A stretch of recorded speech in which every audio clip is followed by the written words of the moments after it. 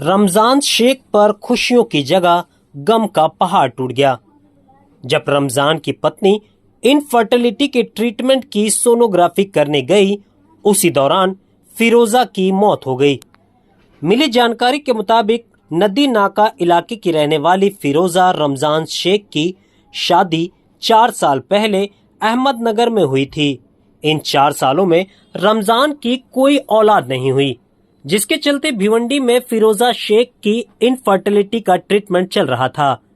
पिछले 2 महीनों से वहीं फिरोजा की छोटी बहन की आने वाली 6 तारीख को शादी थी, जिसके चलते फिरोजा अपने ससुराल अहमदनगर से भिवंडी अपने मायके आई थी कि छोटी बहन की शादी भी अटेंड कर लेगी और बकरा ईद पर भी अपने बहन और भाइयों के साथ मना लेगी।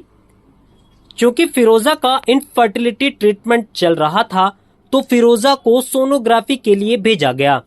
सोनोग्राफी का प्रोसीजर चल ही रहा था कि अचानक दोपहर को प्रोसीजर के दौरान फिरोजा की तबीयत ऐसी बिगड़ी कि उसे वेंटिलेटर पर रखना पड़ा और रात होते होते डॉक्टरों ने घर वालों को बताया कि फिरोजा की मौत हो गई। घर वाले भी हैरान परेशान कि सिर्फ सोनोग्राफी करने और ट्रीटमेंट करवाने पर अपने पैरों पर हंसते हुए सोनोग्राफी सेंटर पहुंची। वो वापस एम्बुलेंस में सीधा आईजीएम हॉस्पिटल भी परिवार के कंधों पर पहुंची। परिवार वाले उस सोनोग्राफी करने वाली डॉक्टर पर संगीन आरोप लगा रहे हैं कि पूरा डिपार्टमेंट इस सोनोग्राफी करने वाली महिला डॉक्टर को बचाने की पूरी कोशिश करता नजर आया।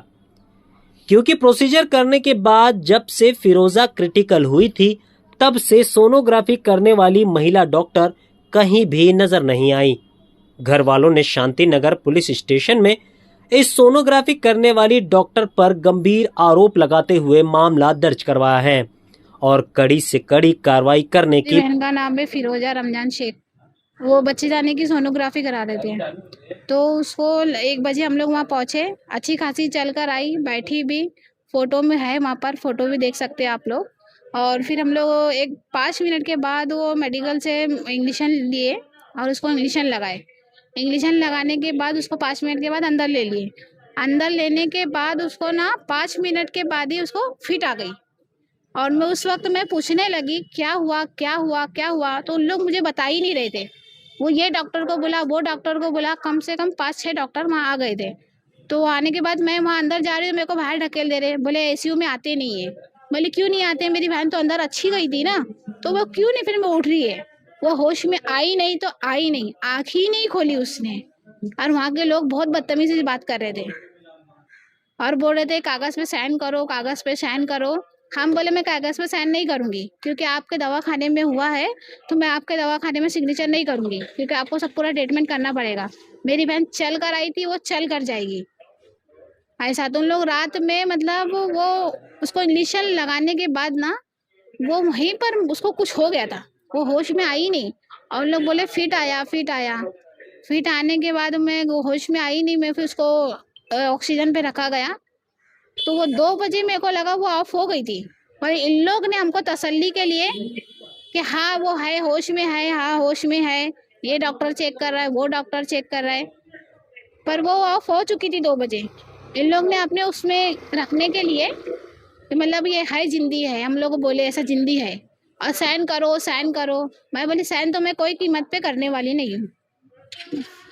हाँ, क्या लग रहा है आपको, आपकी बहन कब खत्म हुई होगी? वो इंजेक्शन लगाए ना तभी मेरी बहन खत्म हो चुकी थी, पर उनका प्रोसीजर करने के लिए उन लोग मेरे को तसल्ली देते रहे कि है ये जिंदी है, ये जिंदी है, जिंदी है। तो वो ऑफ हो चुकी थी, हम लोग पूछ रहे तो कुछ बता ही नहीं रहे, बोले नहीं हाँ सांसें चल रही है, सांसें चल रही है। फिर उसके बाद वो ऑफ हो चुकी। ऑफ होने के बाद हमको रात के 3 बजे बताए कि यह ऑफ हो चुकी है। जब उनको कुछ चारा नहीं मिला बताने का, और सिग्नेचर करने के लिए मतलब बहुत वो थे कि सिग्नेचर करो सिग्नेचर करो। और वो जो मैडम ने सोनोग्राफी करे ना उनका नाम बता रहे थे ना उनको फोन लगा रहे थे। वो 3 लड़की लोग थी, एक ने इंजेक्शन लगाई थी और 2 लोग ट्रीटमेंट कर रहे थे अंदर। हाँ, वो डॉक्टर कौन थी जो सोनोग्राफी कर रही थी? वो तो नहीं पता मुझे। Ladies doctor? हाँ लेडीज डॉक्टर थी वो सोनोग्राफी में, चेहरा देख के पहचान लूंगी पर उनका नाम नहीं मुझे मालूम, वो नाम ही नहीं बता रहे थे ना। नाम भी पूछे, मेरा भाई भी पूछा कि नाम क्या है, फ़ोन करो, किसके बोलने पे आप लोग ट्रीटमेंट शुरू कर दिए। वो जब भी वहाँ पे लूज़ हो गई, वो हमारी बात सुन ही नहीं रहे थे। वो उनको सज़ा मिलना चाहिए। हाँ, जी जो क्या चाहते हैं? जो मैडम ने इंजेक्शन लगाए ना, वो इंजेक्शन किस चीज़ का था, और जो मैडम ने जाँच करी, उसका मुझे नाम चाहिए, और मुझे कड़ी से कड़ी उस पे कार्रवाई चाहिए, बस मुझे ये चाहिए। और मेरी बहन क्यों ख़त्म हुई, अच्छी खासी घर से चल कर आई, वो बैठी भी, आप फोटोज़ में देख सकते हैं कि वो कैसी बैठी है। 3 बार वो पेशाब करने गई, और वो लेडी का वो फ़ोन नंबर ही नहीं बता रहे, फ़ोन भी नहीं कर रहे उसको। मेरा भाई बहुत बोला कि फ़ोन करो, फ़ोन करो, कौन फ़ोन करने राज़ी नहीं है उसको। बोले नंबर ही नहीं मालूम, नाम भी नहीं मालूम, डायरेक्ट ऐसे ही बोल रहे। तो मेरा भाई बोला तुम ऑप्शन कैसे लिए? बोले फिर हाँ, तुम लोग आज तसल्ली देने के लिए हम लोग को रखे थे खाली।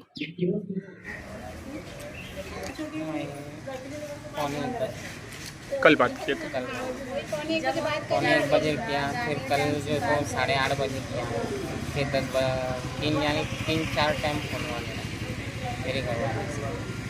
तो मुझे बोले मैं खाना पका रही हूँ और दवा खाने में जा रही हूँ करके। फिर अचानक मुझे 4 बजे फ़ोन आया, यानी मेरी सुमैया, तो जैसा वही बेहोश हो गई, और मैं जो तो सीढ़ी में था। एक्सप्रेस न्यूज हिंदी पर वीडियो देखने के लिए करें लाइक, शेयर और सब्सक्राइब। बेल आइकन दबाना ना भूलें।